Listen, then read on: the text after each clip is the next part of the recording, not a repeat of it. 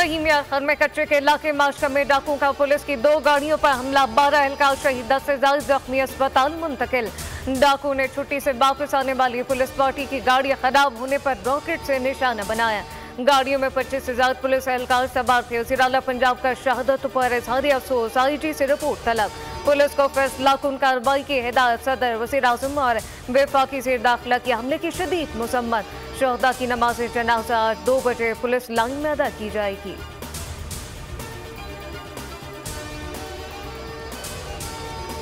कराची कारसाज हादसे की एक और सीसीटीवी फुटेज मंजर-ए-आम पर आ गई। खातून ने मोटरसाइकिल सवार बाप बेटी को टक्कर मारने से पहले गाड़ी को टक्कर मारी।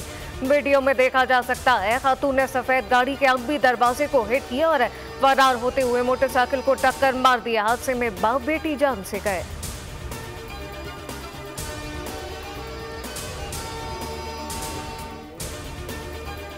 ईरान में ट्रैफिक हादसे में पाकिस्तानी ज़ायरीन के जान बहक होने का वाकया। C-130 तैयारी के जरिए 28 मैयतों का आज सक्खर लाया जाएगा। 15 जख्मी भी खुसूसी तैयारे से सक्खर पहुंचेंगे। जख्मियों मैयतों को एम्बुलेंस के जरिए आबाई इलाकों को रवाना किया जाएगा।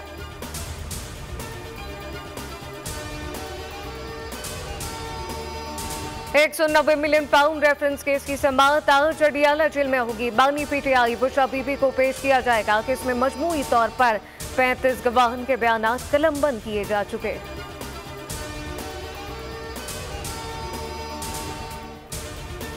पाकिस्तान स्टॉक मार्केट में तेजी का रुझान। 100 इंडेक्स में 340,000 पॉइंट्स का इजाफा। इंडेक्स 79,000 की सतह अबूर कर गया।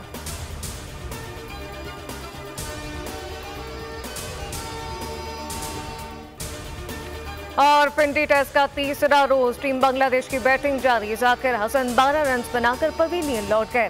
पाकिस्तान ने अपनी पहली इनिंग 448 रन 6 खिलाड़ी नुकसान पर डिक्लेयर कर दी।